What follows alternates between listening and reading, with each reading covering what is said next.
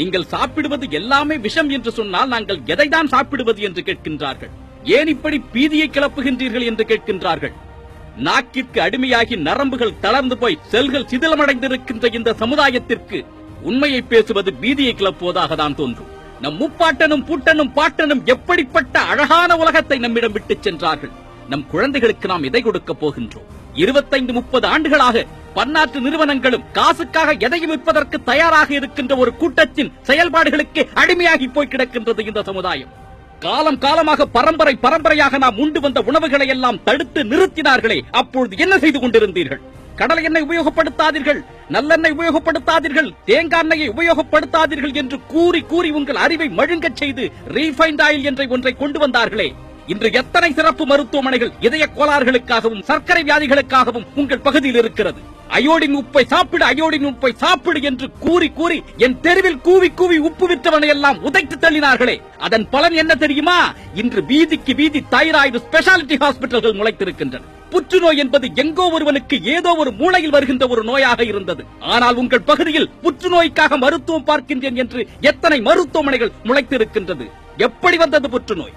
உடல் உழைப்பின்றி இருந்தால் ரத்த கொதிப்பு வரும், சர்க்கரை நோய் வரும் என்று கூறிக்கொண்டிருந்தீர்களே. 25 வயதில் ஓடி ஓடி உழைக்கக்கூடிய என் இளைஞன் நெஞ்சு வெடித்து இறந்து போகின்றானே, அதற்கு என்ன காரணத்தை கூறப் போகின்றீர்கள்?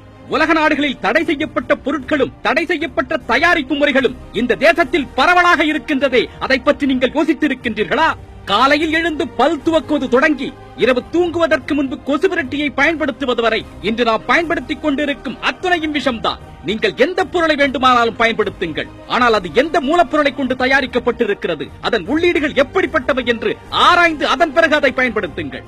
வெள்ளை சர்க்கரையையும் மைதாவையும் முதலில் தூக்கி எறியுங்கள். பிளாஸ்டிக் கப்பிலோ பேப்பர் கப்பிலோ சூடான பானங்களை அருந்துவதை நிறுத்துங்கள். பேப்பர் கப்பின் உள்ளே ஒரு வேக்சின் தடவப்பட்டு இருக்கும். அந்த வேக்சின், அதாவது மெழுகை, உங்கள் வயிற்றால் செரிக்க முடியாது, அது வயிற்றுக்குள்ளேயே தங்கிவிடும். ஒரு ஹோட்டலில் நெகிழி காகிதத்தில் உங்களுக்கு உணவளித்தால் அதை புறக்கணியுங்கள். நெகிழி காகிதத்தில் சாப்பிட மாட்டோம் என்று எழுந்து வாருங்கள். அடுத்த முறை நீங்கள் செல்லும் பொழுது அந்த கடைக்காரர் 10 இலையை வாங்கி வைப்பார்.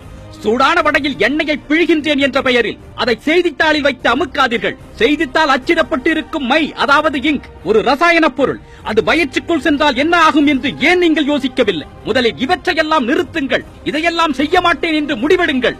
அதன் பிறகு ஒவ்வொரு படியாக உங்களை நீங்களே உயர்த்திக் கொள்வீர்கள். மாற்றம் என்பது நினைத்த மாத்திரத்தில் வருவது கிடையாது. அது ஒரு பயணம், அது ஒரு நோக்கம், அது ஒரு இலக்கு. உங்கள் இலக்கை அடைவதற்கு, உங்கள் பயணத்தை தொடர்வதற்கு உங்கள் முதலடியை எடுத்து வையுங்கள். இத்தனை காலம் இருண்ட விழிகளை என்ற வரையில் திறந்து பார்த்து சுயத்தை என்றே மீட்டெடுப்பதற்கு ஒவ்வொருவரும் உங்கள் முதலடியை எடுத்து வையுங்கள். அன்பு கொண்ட அறத்தமிழனாய் ஒன்றிணைந்திடுங்கள்.